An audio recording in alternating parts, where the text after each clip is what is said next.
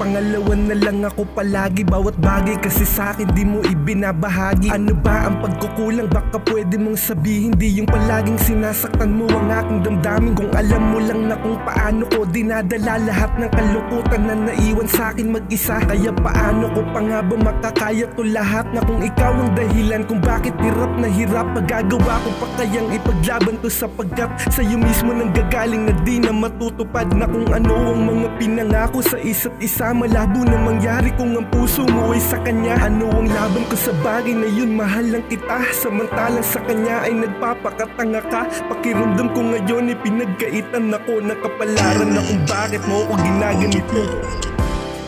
Bakit ba ganito? Anong kasalanan ko para mapaniwala mo na ako ay iyong mahal?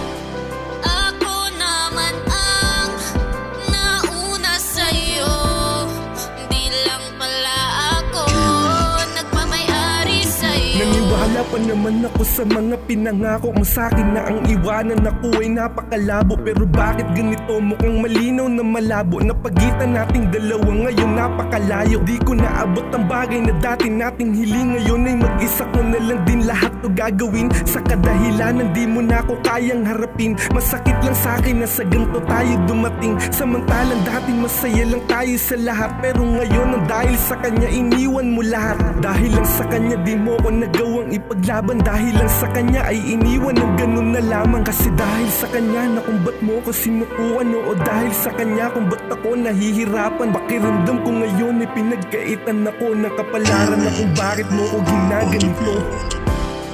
Bakit ba ganito?